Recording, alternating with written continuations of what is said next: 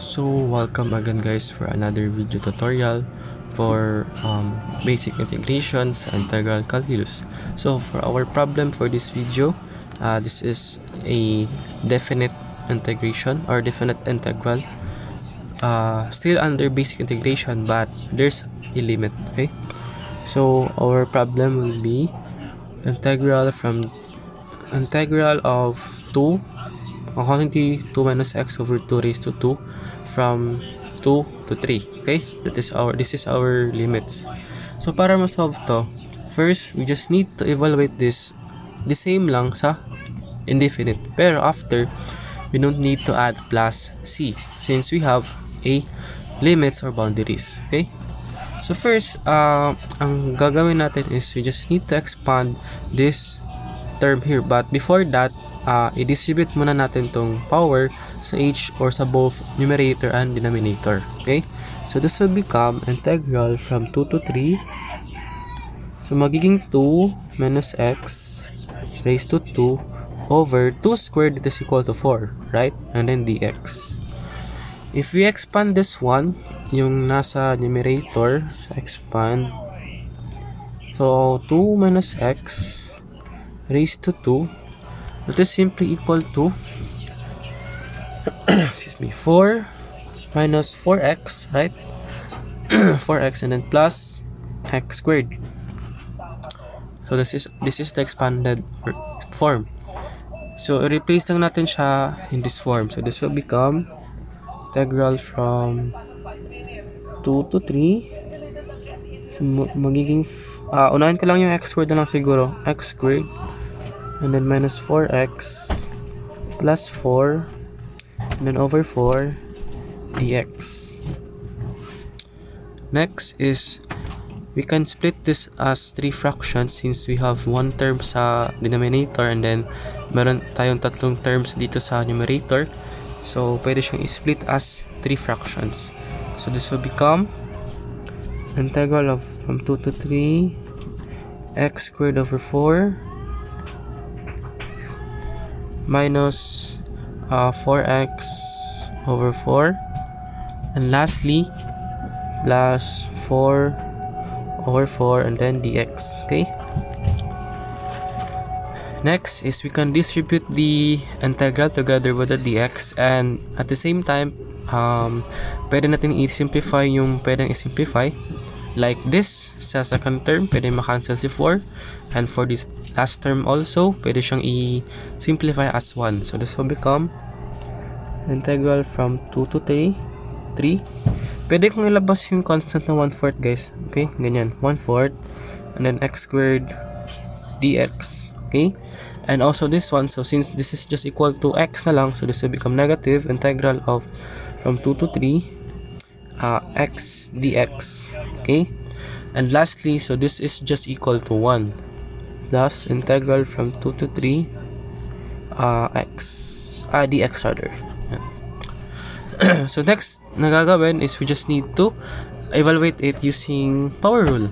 So this will become 1/4 times, this will become x cubed over 3 minus x squared over 2 and then plus x, and since we have our boundaries or limits, we will not add plus c, rather we will evaluate it from 2 to 3. Okay, so ang gagawin natin is we just need to plug in this our upper and lower limit and subtract natin siya. So upper minus lower, that is our answer. So this will become this will become 1 over 12 and 10 times x here. So unahin natin yung upper limit. This will become 3 raised to 3 minus we have 1/2 times 3 squared plus x is 3. After done na tayo sa upper limit, next is the lower limit, which is minus 1 over 12 times 2 raised to 3 minus 1/2 and then 2 raised to 2 and plus 2. Okay, so simplify lang natin sila. So this will become 3 raised to 3 is 27, but since 12 is divisible by 3, so this will simplify as 9 over 4, right? And for this one here, so second term, 3 raised to 2 is 9, so that is 9 over 2 plus 3, okay? And then next we have 2 raised to cube, that is equal to 8, and since 12 is divisible by 2 or divisible siya ng 4, so this will become 2/3, right?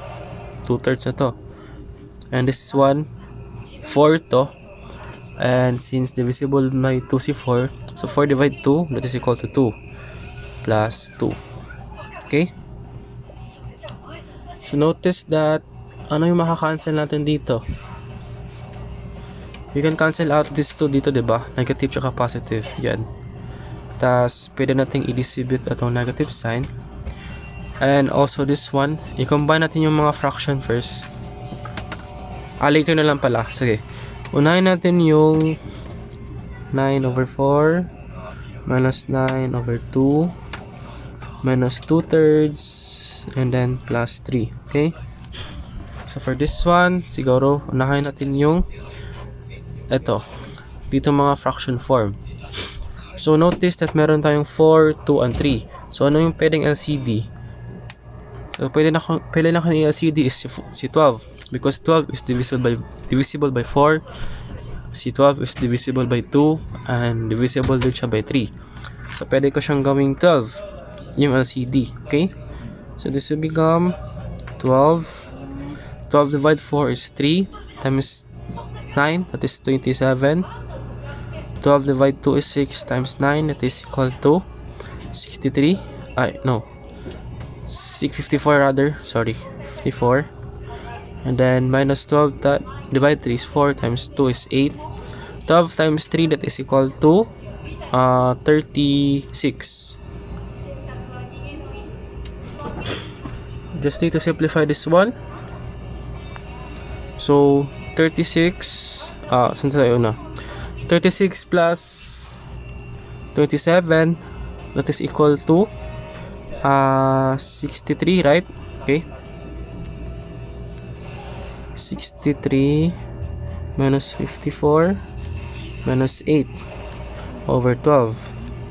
And then 54, negative 50 or 54 minus 8, this is equal to 62. So it will left na lang 63 minus 62 over 12, or simply that is equal to 1 over 12. So therefore, yung sagot natin dito for the problem is 1 over 12. Okay? So that's it. So hopefully na-gets nyo and meron kayong na-learn. Thank you.